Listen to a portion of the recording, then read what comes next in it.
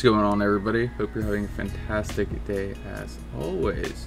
Just out here working on the fish and the Taiwan lily tank, or well, one of them. It has other plants in it as well, but we'll refer to it as the Taiwan lily tank. It was looking really good, so I decided to come out and just kind of film it and talk about it for a minute, show you guys how it's doing. So when we used to have a ton of this plant, it was one of our most popular plants. And when I ended up moving, I sold off the majority of them and just now got this plant back to get some mature ones that start shooting off new sprouts so I can kind of populate the plant, as it reproduces a little bit differently than most of the other plants I work with. But as you can see, it's doing great. We have plenty of them. Rotala is growing completely out of the tank here and down to find a new tank for itself.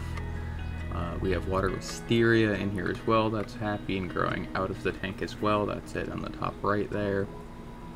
But mostly this tank is focused on these lilies because they just pop, and the fish actually will use them as hammocks a lot of the time. They provide great cover and actually do suck up a surprising amount of nutrients out of the water.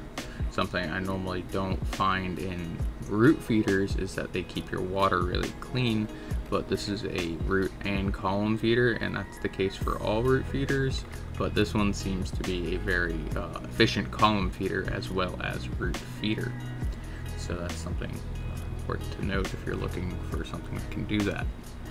Other than that, this plant, it will flower. If you let the pads grow to the top, the flowers only last for a day each, but it will shoot off multiple of those. We do have a video on YouTube of that happening if you're interested in seeing what those flowers do look like.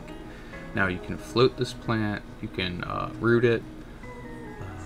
It reproduces by any part of this plant has a chance and can throw down roots and become its own plant. So that's pretty much how it reproduces. You don't take cuttings necessarily, although that is an option, but it's a better idea to just let a leaf start throwing down roots and then let it send off a couple more leaves, and then you can kind of cut it from the main plant and you'll have a more functioning plant. Now this is a very sensitive plant. What I mean by that is it's physically sensitive. It's very delicate, so it's hard to kind of work with and transport. Kind of like plant it and then leave it alone for the most part. It doesn't really like being uprooted and moved or anything like that. It does best when you plant it and then don't move it. Now it should start growing as soon as it acclimates to your water or tank conditions, but for extreme growth and really big ones that you're seeing kind of like in this video where they're growing to the top of the tank and things like that, flowering, you need a mature plant in a happy tank. That will take anywhere from a couple months to a year, but the requirement is just proper conditions. So once you get that, you'll start seeing explosive growth over a period of time, and then once it gets mature, it'll really start throwing out all kinds of things and send roots everywhere.